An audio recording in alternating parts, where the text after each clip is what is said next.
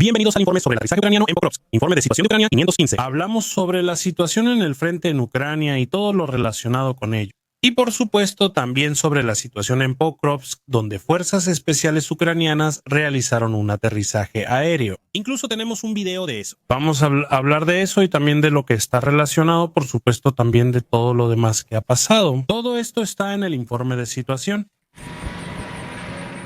Santo cielo, ahora ahorra más en Holy con mi código. Los rusos llevaron a cabo un gran ataque contra Ucrania con su fuerza aérea. Durante la noche del 653, se utilizaron 4 Kinzhal, 5 Iskander, 8 calibre, 30 misiles de crucero, 30 y 2 KH, 59, 69. Ucrania, dice ella, ha interceptado 623 de 705 misiles, incluyendo 592 drones misiles de crucero calibre, un Iskander K, un misil de crucero, 21 KH-101 y 2 KH-59-69. 16 misiles y misiles de crucero, así como 63 drones, alcanzaron 20 objetivos. Restos cayeron en otros 19 lugares. Ucrania, por su parte, contraatacó y alcanzó la refinería de petróleo Marisky, la refinería de petróleo Novopasky, en Ulyanovsk, la Budyonnysk y la planta de gas Novosk. Ellos han atacado y alcanzado la central eléctrica en Oriol con un Neptune y han alcanzado un oleoducto cerca de Moscú que, según información ucraniana, es de gran importancia para el suministro del ejército ruso. Veamos los hechos en el frente, comenzando con Sumy. Ahí los ucranianos llevaron a cabo un contraataque exitoso. Hemos geolocalizado que ahora están en Kostiantynivka, en el extremo oriental. Kostiantynivka en Sumy. Cabe destacar que ahí están. Ha llegado a ese punto. Eso no significa necesariamente que hayan tomado Kostiantynivka, pero al menos ya está en una zona disputada. Es poco probable que los rusos todavía lo controlen de manera consolidada. Es probable que los ucranianos hayan liberado Kostiantynivka, pero aún debemos esperar. Pero al menos parece que ahora han liberado la siguiente localidad dentro de Sumy. Seguimos avanzando hacia Yarkiv y ahí hacia la región de Vovchansk. Ahí tenemos soldados ucranianos que cuentan cómo se está desarrollando actualmente la situación en Ucrania y dicen que cada vez es más difícil para los rusos avanzar, ya que los árboles ahora han perdido sus hojas y ya no ofrecen cobertura visual contra los drones. Además, el ataque ucraniano a la represa de Belgorod provocó inundaciones que debilitaron el suministro ruso y, en parte, también inundaron posiciones rusas. Hay algunos videos que muestran grandes campos de lodo e incluso trincheras que están bajo el agua. En Tierra Paz en realidad no ha cambiado nada. Seguimos avanzando hacia Berlik y Burluk y tampoco ahí puedo documentar ningún cambio. Sin embargo, en dirección a Kupiansk sí tenemos cambios, ya que vemos que los rusos están operando más al sur de la carretera que atraviesa Kupiansk. Los tenemos aquí en este punto, los tenemos aquí en las zonas urbanizadas y los tenemos al este de ahí. En el mapa esto es más o menos aquí, aquí y aquí. Eso significa que vemos que esta zona sur ahora tiene rusos apareciendo por allá. Los rusos están ahí. Eso significa que al menos deberíamos llamarla una zona disputada. Además, el Ministerio de Defensa ruso declara que han tomado la localidad de Sardove. Sardove está aquí. Eso sería importante, pues probablemente ahí pasa el suministro principal para la cabeza de puente ucraniana al este de los Kil. Es decir, Sardove probablemente sea el punto principal desde donde se realiza el abastecimiento a toda esta zona, porque a través de Kupiansk será cada vez más difícil. Creo que es extremadamente improbable que hayan tomado la localidad. Es más probable que los rusos no estén mintiendo por completo, sino que aquí las tropas rusas hayan atravesado, hayan roto las líneas y que haya ocurrido una infiltración en Sardove. Si vemos dónde hemos confirmado visualmente a los rusos, que es aquí, entonces son solo 4 kilómetros. Varias veces los rusos han avanzado más de 4 kilómetros tras la línea del frente. Así que es bastante posible que hubiera soldados rusos allí. Hasta ahora no he visto ninguna geolocalización. Tampoco puedo descartar que existan, pero tampoco puedo descartar que no existan. Si eso es cierto, posiblemente hubo una infiltración en Sardove. Tuvo lugar. Pero que los rusos hayan tomado y controlen la localidad, podemos descartarlo casi por completo en este momento. Eso me parece fantasía. Eso fue todo. Desde la región de Kupiansk hacia Borowa no tenemos ningún cambio. En dirección al Limán, vemos de nuevo a los rusos en el extremo este del Limán. Fueron geolocalizados otra vez allí, lo que indica que la infiltración en Limán continúa. Lo vemos aquí de nuevo en el extremo este del Limán. Presencia rusa. Entonces, los rusos siguen operando en el extremo más oriental del Limán. Ucrania ha realizado contraataques en Kampil. También lo hemos geolocalizado. En este punto de aquí, dos lugares diferentes dentro del noreste de Kampil. Eso no significa que los ucranianos controlen esta zona de nuevo de alguna manera, pero al menos nos muestra que siguen operando en la zona y que los rusos todavía no la tienen bajo su control. Eso también podría llevar a la liberación de Yampil nororiental, pero probablemente sería un poco prematuro decir eso en este momento. Además, los ucranianos informan desde la región que siguen viendo drones bombarderos más grandes, pero que no lanzan explosivos, sino que continúan volando detrás del frente. Y se sospecha que allí se utilizan para abastecer a las unidades de infiltración. Eso también ocurre aquí, en esta zona del frente. Así, los rusos cruzan el frente y algunos soldados se establecen en algún lugar. Luego informan por radio su ubicación y así reciben suministros mediante drones. Esa es, por supuesto, una de las dificultades a las que los ucranianos no solo se enfrentan en este punto, sino también en Pokrovsk y en otras partes del frente. Eso fue al norte del río Siversk-Donetsk. En dirección a Siversk tenemos a los rusos al oeste de Vimka. Debería estar más o menos en este lugar de aquí. Lo hemos geolocalizado aquí.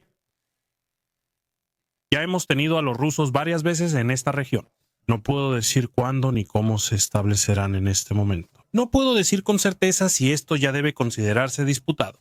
Veremos. El mapa Deep State pro-ucraniano indica que la zona sigue bajo control ucraniano, pero vimos a los rusos en Vimka. Antes estaban al oeste entre los árboles junto a la vía del tren. Ahora volvieron aquí y creo que ya los habíamos visto antes. No estoy seguro de qué tan precisa es el mapa aquí. Pero en cualquier caso vemos que del lado ruso también desde el sureste se sigue manteniendo la presión hacia Siversk. Eso es todo de la región. Seguimos hacia Kostiantynivka y ahí tenemos a los rusos en Ivanopilia. Podemos ver aquí que se está formando una especie de borde a lo largo de la zona disputada. La razón fue esta posición aquí que hasta hace poco seguía bajo control ucraniano. Ahora tenemos presencia rusa ahí. Eso indica que la zona disputada probablemente ya se amplió hasta aquí, o que los rusos ya se consolidaron ahí. Además, los rusos han sido vistos de nuevo en Kostiantynivka. Los vimos aquí en el sur y sureste de Kostiantynivka otra vez. Eso no significa que se hayan establecido ahí, pero seguimos observando. La infiltración de los rusos en Kostiantynivka continúa. Los rusos siguen siendo capaces de entrar una y otra vez en Kostiantynivka. Y esa es la táctica actual. Los rusos envían pequeños grupos de soldados al frente. Una buena parte de ellos es eliminada en el camino, pero algunos logran pasar. Rusos se ocultan y reciben suministros por drones, y en algún momento recibieron refuerzos de otros individuos que lograron pasar. Así los rusos pueden consolidarse y volver a avanzar. Por un lado, eso explica las grandes pérdidas rusas, pero al mismo tiempo también explica por qué siguen avanzando lentamente. Al sur hay ataques rusos a posiciones ucranianas, lo cual resulta interesante. Esto indica que hasta hace poco los ucranianos seguían operando al sur de la mina en Toretsk. Un soldado ruso lanza una carga explosiva en una posición ucraniana. Eso debió haber sido más o menos aquí. Así que había soldados ucranianos allí y aquí ocurre una detonación. Eso se observa aquí en este punto al norte de Toretsk. No es seguro. Audax, quien realiza la geolocalización, no está seguro de si en este caso fue una posición ucraniana la que fue atacada intencionalmente, pero por el contexto así parece. Y eso significaría que posiblemente todavía había soldados ucranianos aquí en este momento en las afueras de la ciudad, justo en Toretsk, lo que a su vez confirmaría el mapa Deep State pro-ucraniano, que al menos todavía lo muestra así. Como si la parte más al norte, aquí, una pequeña parte en el norte de Toretsk, todavía no estuviera consolidada por los rusos. Esto significa que los ucranianos posiblemente sigan operando en esa zona. Todo esto, por supuesto, está muy lejos del frente, muy lejos de los otros avances rusos, muy en la retaguardia. Y ese es un tema que, por supuesto, vamos a discutir varias veces hoy. En dirección a Dubropilia tenemos a los rusos en Volodymyrivka. Los hemos geolocalizado en este punto aquí. Eso está en la parte occidental de Volodymyrivka, más o menos en este lugar. En las últimas 2 semanas, los rusos han lanzado al menos 5 o 6 ataques mecanizados contra Volodymyrivka y Shachove. Una y otra vez tuvimos geolocalización allí, sobre todo de equipo ruso destruido. Y por supuesto, eso nos muestra que en el momento de la grabación, un vehículo blindado ruso llegó a ese punto allí, pero eso no significa que los rusos se hayan consolidado de alguna forma, que hayan podido desplegar la infantería que llevaban, que esa infantería se haya establecido ahí de alguna manera. Nada de eso ha sido comprobado en este caso. Ahora tenemos nuevamente soldados rusos en Volodymyrivka y tenemos al analista ucraniano, el ex coronel de Ucrania, Konstantin Mashovets, que dice que Volodymyrivka cayó en manos de los rusos. Por lo tanto, podemos suponer que Volodymyrivka probablemente está en manos rusas. No puedo decir qué pasa con Pankivka en este sentido, pero sería lógico pensar que posiblemente también haya sido conquistada por los rusos. Justo al este de Volodymyrivka, al menos hasta hace poco, todavía había posiciones ucranianas. Ahí se observan 15 bombas planeadoras que impactan aquí en la hilera de árboles, lo que por supuesto significa que aquí debió haber una posición ucraniana importante. No se puede decir qué queda ahí ahora ni si los ucranianos siguen teniendo posiciones ahí, pero al menos parece que Volodymyrivka y probablemente también la zona al este de ahí podrían estar de nuevo en que seguimos avanzando hacia Pokrovsk. Y ahí primero tenemos buenas noticias desde la localidad de Rudinsk. Los ucranianos están siendo atacados por los rusos con bombas planeadoras en la parte este de Rudinsk. Eso significa que vemos que los ucranianos se han atrincherado ahí. Hay varios informes en el lugar de fuentes bastante confiables que dicen que la localidad de Rudinsk está completamente en manos ucranianas. Eso parece ser cierto, así que probablemente Rudinsk está en manos ucranianas. Por supuesto, esto no asegura la conexión hacia el sur, hacia el cerco de Pokrovsk y Mirnograd, pero al menos actualmente evita que se corte completamente a lo largo de esta línea de conexión. En Pokrovsk mismo seguimos viendo avances rusos prácticamente en toda la ciudad. No se puede decir de otra manera. Los tenemos aquí en el noreste, la última vez los tuvimos en algún lugar por aquí. También los tenemos en instalaciones ferroviarias justo al este de ahí. Y los tenemos aquí en el extremo este de Pokrovsk. Eso significa que los rusos están sí en el norte. Aquí, espera, ¿fue realmente ahí? Sí, ahí y en algún lugar aquí abajo. Esa es casi toda la ciudad donde los rusos ya operan de forma aislada. Como siempre, eso no es necesariamente una consolidación. Si uno ve a un soldado ruso en algún lugar, que tal vez está mirando por una ventana, eso no significa necesariamente que ya haya tomado una posición fija ahí y que controle el área alrededor. Puede que en el piso de arriba todavía haya soldados ucranianos, o en el piso de abajo, o en el edificio de enfrente. Destaca la prioridad de estar presentes en toda la ciudad, lo que se confirma nuevamente. Que ahora los pilotos de drones ucranianos y los operadores de mortero están siendo llevados a combates de infantería, porque ya no existe una línea de frente, y las unidades de apoyo en la retaguardia ahora están siendo atacadas por la infantería rusa. Los ucranianos informan sobre la situación actual. Y se informa que los pilotos de drones ahora tienen que luchar como infantería. Y aquí dice un soldado que los rusos ahora están avanzando desde Mirnograd. Entre ellos tendrían el T-90M, debería ser el, si no me equivoco, eso debería ser para el T-90M. Eso significa que ya estarían avanzando desde Mirnograd. Es la primera vez que escucho eso. Hasta ahora no he visto que los rusos estén operando en Mirnograd más allá del extremo este de la localidad. Pero aquí, al menos, los soldados ucranianos dicen que vienen de esa dirección. No sé si directamente a través de Mirnograd, o más bien desde el sureste, ya están avanzando hacia Pokrovsk, es decir, desde el sureste y el este. Sigue habiendo una fuerte presión de los rusos sobre Pokrovsk mismo. Los ucranianos han intentado operar en contra de eso, y aquí tenemos el informe.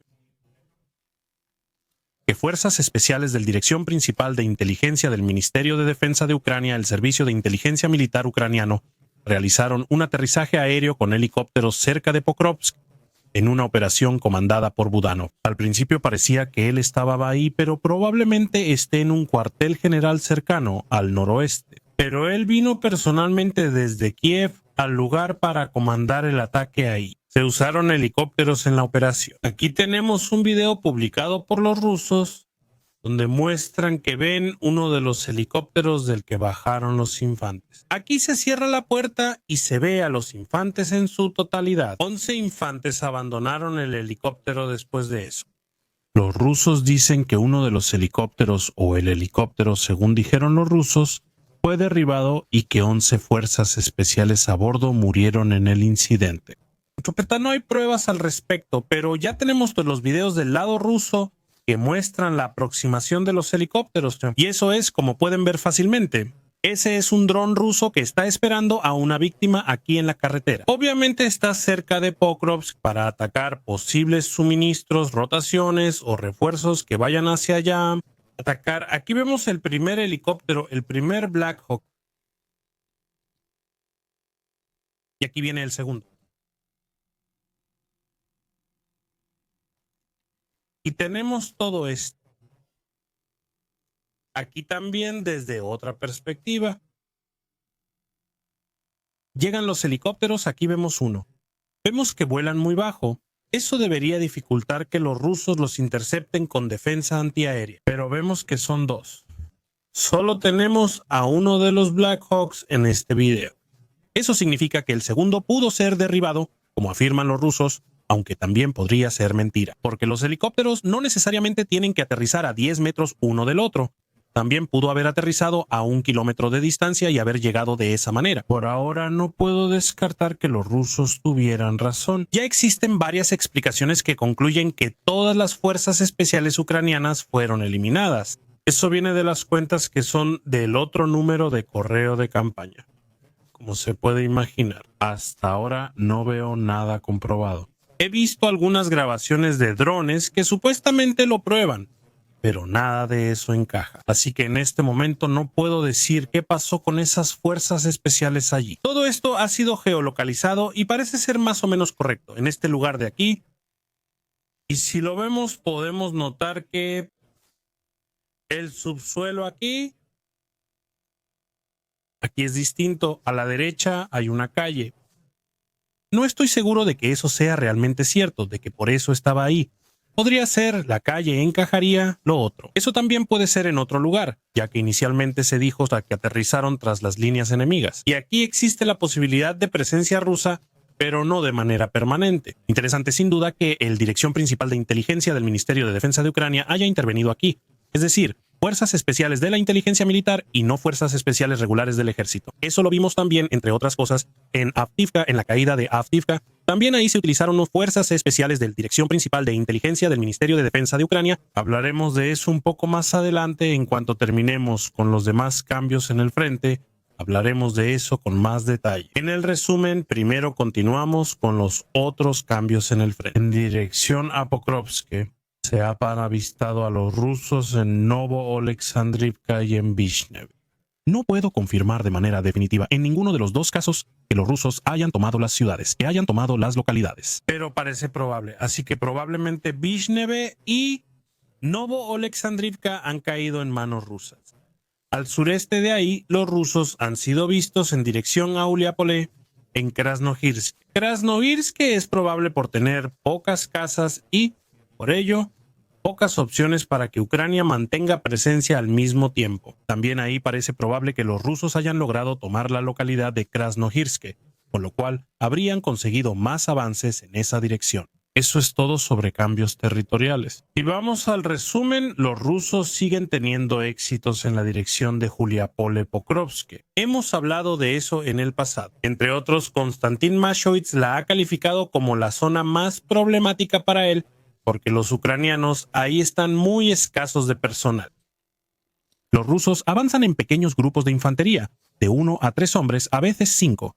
Sufren grandes pérdidas en el proceso, pero siempre logran pasar algunos soldados que luego se meten en algún sótano se esconden en alguna casa y reciben suministros desde el aire con drones. Y en algún momento han llegado suficientes otros soldados para que puedan establecerse allí, consolidarse y tomar el control correspondiente. Eso en sí no sería el mayor problema si los ucranianos tuvieran infantería con la que pudieran recuperar esa posición una vez que los rusos la hayan tomado, realizando contraataques. Pero ahí Mashwitz dijo que por parte de Ucrania simplemente no hay suficiente infantería para realizar esos contraataques. Los rusos avanzan lentamente y sufren grandes pérdidas, pero una vez que llegan a una posición y se atrincheran ahí, ya no hay nadie que los saque de esa posición. Por eso los rusos avanzan en esta dirección desde hace semanas, ahora lentamente pero de manera constante. Las regiones de Sloviansk, Kostiantynivka y Kupiansk siguen prácticamente igual. En Kupiansk vemos un avance lento pero constante de los rusos, que están tomando cada vez más el control de la parte occidental de Kupiansk. La zona oriental aún está bajo control ucraniano, aunque el suministro pronto será complicado. Aún más si es cierto que los rusos, unidades de infiltración ya han llegado a Sadova. Entonces, poco a poco se corre el riesgo de que la cabeza de puente en el lado oriental del Ostkil quede aislada. Por supuesto, ahora he pasado por alto a Prokov, porque ahora queremos dedicarle la mayor atención al más grande. Y aquí vemos que por parte ucraniana se está luchando alrededor de Prokov. Hace poco el general Sirsky publicó en Twitter que Prokov se mantiene, Mirnograd se mantiene. En este punto solo puedo decir con toda humildad que no soy mejor militar que el comandante en jefe de las Fuerzas Armadas ucranianas. Solo puedo esperar que él sepa lo que estás haciendo. Porque mantener ciudades en sí mismo no tiene valor, no es un valor por sí solo. Mantener posiciones debe sopesarse con los recursos que se pierden y con los daños estratégicos que se sufren. Si uno mantiene una ciudad durante 4 meses más, pero sufre pérdidas irreemplazables que lo debilitan de manera duradera para el resto de la guerra, si ya no hay esos recursos, hay que preguntarse por qué valió la pena luchar 4 meses más por una ciudad. No puedo decir cómo está la situación con Mirnogrado y Prokopsk. Está claro, basta con mirar el mapa, pero también los numerosos informes en el lugar muestran que el abastecimiento ahí es extremadamente difícil. Lo que hay de vehículos en movimiento está permanentemente expuesto al fuego. Recientemente les mostré un video de un Mine Resistant Ambush Protected ucraniano que no sé cuántos impactos cercanos y algunos impactos directos sufrió. Probablemente no fue destruido. Muchos impactos cercanos fueron de morteros, aunque también pudieron ser drones. En parte sobrevivió, al parecer sobrevivió, pero estuvo bajo fuego constante. Y por supuesto habrá suficientes ejemplos donde esto no se logra, donde no sobreviven a estos ataques, sino que los vehículos son destruidos y el personal sufre bajas. ¿Hasta qué punto será posible una evacuación en vehículos sin sufrir grandes pérdidas al mismo tiempo? Es una pregunta que no se puede responder de forma definitiva, pero las probabilidades serán limitadas. Todo indica que va en esa dirección otra vez, como con Sucha, como con Avdiivka, como con Severodonetsk y Lysychansk, que los ucranianos dan la impresión de que resisten un poco demasiado tiempo. También se podría incluir a Bakhmut en eso, y los rusos se han atrincherado en sus flancos. Cuando llega la orden de retirada, a veces se debe dejar equipo o heridos. Deben ser abandonados.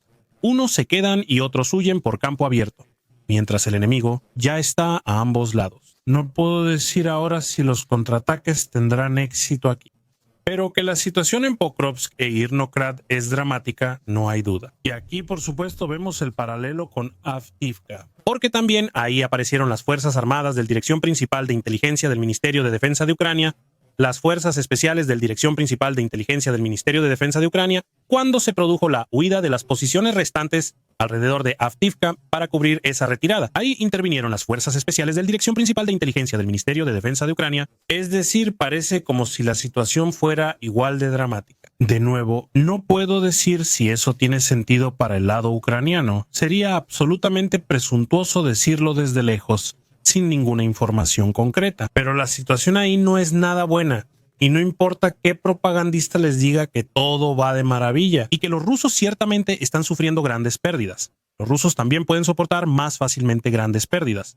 Eso no debemos olvidar. Al final también importa qué ocurre con los soldados ahí dentro, porque lo siguiente es eso. La moral de los soldados es muy importante. Aquí Napoleón dijo, lo moral es para lo físico como 3-1, es decir, La moral es 3 veces más importante que la fuerza en sí misma. Y si el soldado ucraniano tiene la impresión de que sus comandantes lo dejan en una bolsa hasta el último momento, cuando ya no tiene ninguna oportunidad, eso va a debilitar su moral.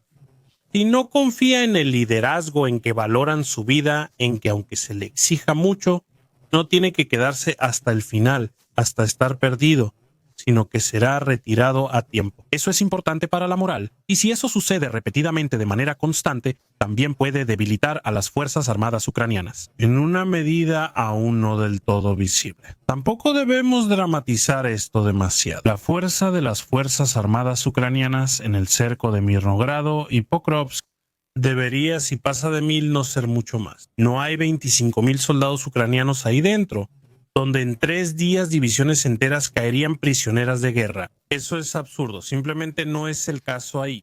Solo puedo estimar los números. Habrá entre 800 y quizás 1,500 soldados que están en esta región. Son pérdidas que duelen, pero no bastan para colapsar todo el frente, incluso si fueran bajas totales. Pero como dije, no debemos olvidar que también tiene daños morales. En este momento sería una tontería no transmitir la gravedad de la situación si realmente existe. Eso no implica que mañana deba terminar todo. La situación en el terreno es flexible, está en constante cambio. Aquí los contraataques ucranianos pueden hacer retroceder a los rusos, precisamente porque solo han infiltrado con infantería ligera, y permitir meses más de combates por Pokrovsk y Mirnogrado. Eso significa que, de mi parte, no es la explicación si los ucranianos no se han retirado en 3 días. ¿Eso es todo? Eso sería un completo disparate. Sin embargo, la situación es grave. Y usted sabe que no me gusta hacer propaganda aquí ni declarar que todo es parte de un plan genial de Ucrania, cuando existen problemas evidentes, que por cierto también son expresados abiertamente por los soldados ucranianos, observados por analistas internacionales, etc. Es decir, la situación ahí es grave. Nadie puede decir en este momento cómo va a continuar. Estamos viendo el despliegue de fuerzas especiales que son transportadas en helicópteros. Estos son desarrollos que de alguna manera son importantes, pero la situación allí es grave y debemos seguir observándola. ¿Cuándo los ucranianos se retirarán de Pokrovsk y Mirnograd? No lo puedo decir. Solo repito lo que ya he dicho. Los ucranianos, al no evacuar estos cercos a la primera oportunidad, por supuesto ganan una cantidad increíble de tiempo. Tampoco debemos olvidar eso, y eso también tiene su valor. Mientras más dure la guerra, más problemático será también para Putin. Y mientras más tiempo resista a una localidad como esta, mejor será para la moral de los ucranianos en sí. Porque precisamente los rusos no empiezan en el este a arrasar con todo. Eso implica que defenderse mucho tiempo tiene varias ventajas. Y las pérdidas que sufren los rusos en estos avances con las tácticas de infiltración actuales son horribles. Todo eso también habla a favor de una defensa larga, muy larga.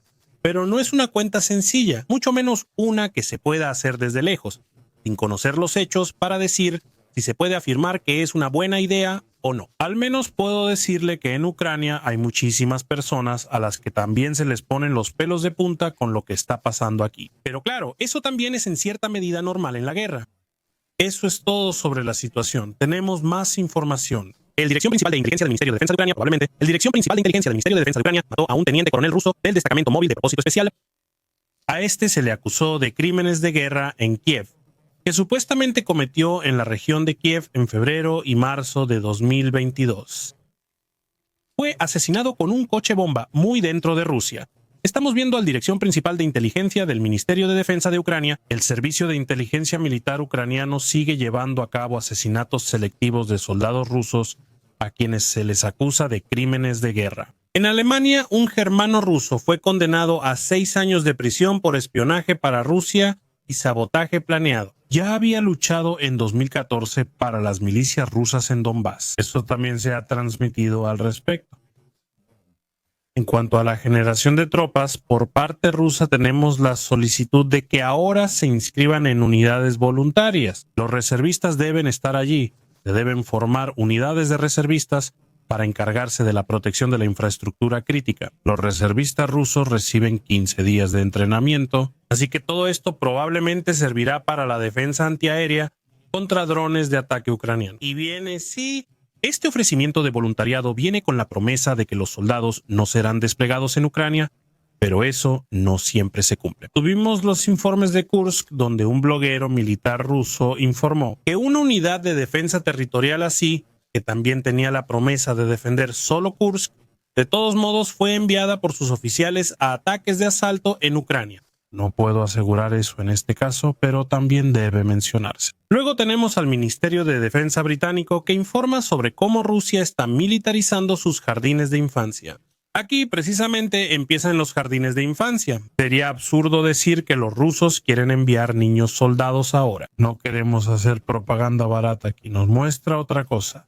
El ejército y toda la ideología detrás de él deben estar profundamente arraigados en la juventud rusa. Eso significa que los jóvenes deben crecer con una actitud positiva hacia el ejército, una actitud positiva hacia la lucha por su propio país. Y, por supuesto, dispuestos a luchar y, si es necesario, morir por el país. Rusia hace esto desde el jardín de niños. Entonces eso significa que esas personas ahí dentro no estarán disponibles como soldados durante 10 a 15 años, lo que una vez más nos muestra, como hemos acompañado aquí en el canal durante todos estos años, cómo Rusia hace un trabajo previo, cómo Rusia planea a largo plazo para poder hacer la guerra. No crean que esto acabará en 1 o 2 años y que luego todo será perfecto y volverá la paz y la alegría. Aquí vemos que Rusia se prepara a largo plazo para una confrontación militar. Aquí los niños se les introducen temas militares. Eso es de lo que hablamos.